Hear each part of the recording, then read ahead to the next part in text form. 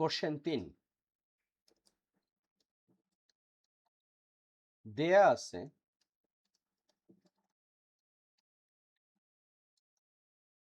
a plus b equals to 8, ab equals to 15। আমাদেরকে বের করতে হবে a cube plus b cube, a cube plus b cube বের করতে হবে। ঘনর মান নির্ণয়ের সূত্র অনুযায়ী আমরা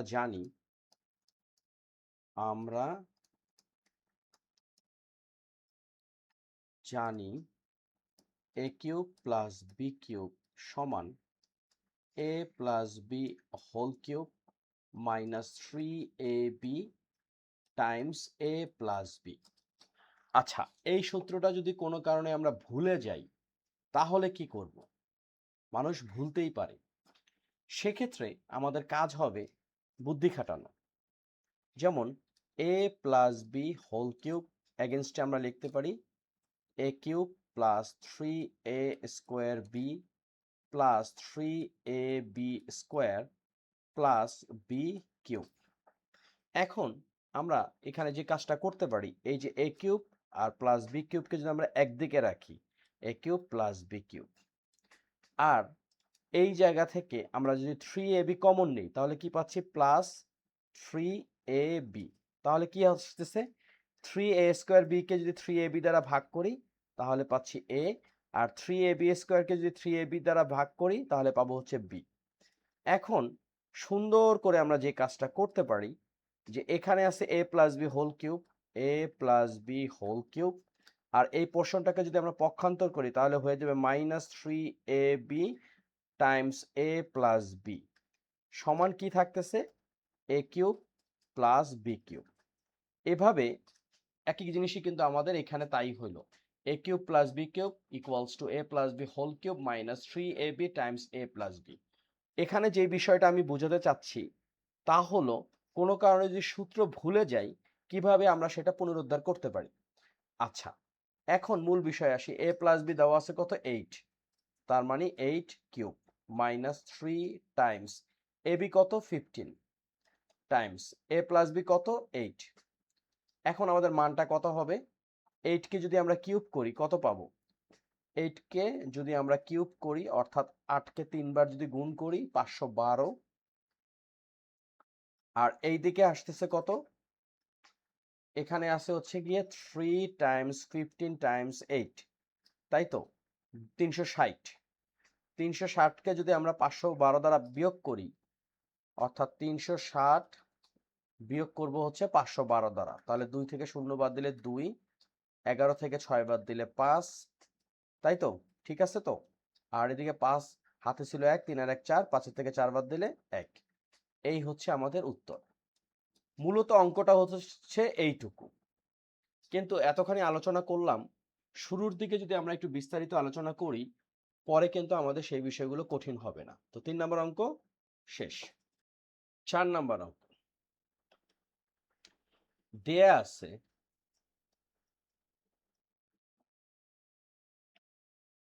x plus y equals to 2, আর আমাদেরকে প্রমাণ করতে হবে যে x cube plus Y cube plus 6xy equals to 8।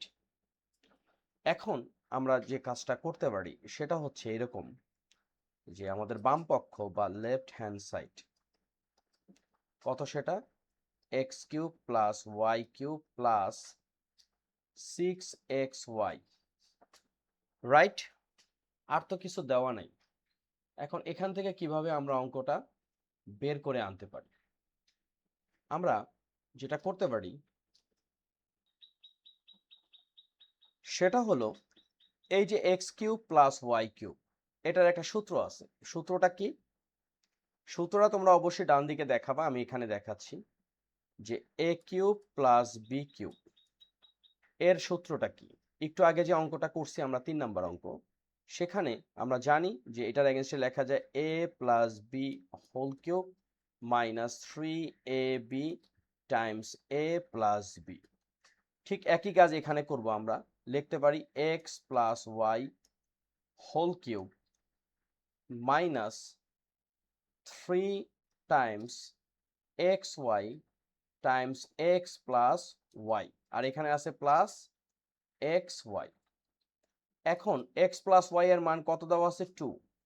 2 মানে হচ্ছে এখানে 2 cube minus 3 times x Y times x plus y কত? 2, আর এখানে হচ্ছে প্লাস 6xy।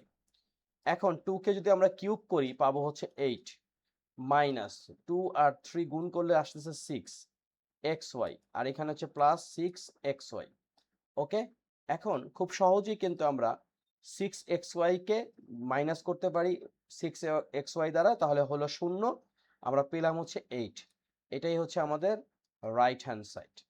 সহজে আমরা অঙ্কটা করে ফেললাম। তাহলে আমাদের 4 নাম্বার অঙ্ক ডান। 5 নাম্বার অঙ্ক দেয়া আছে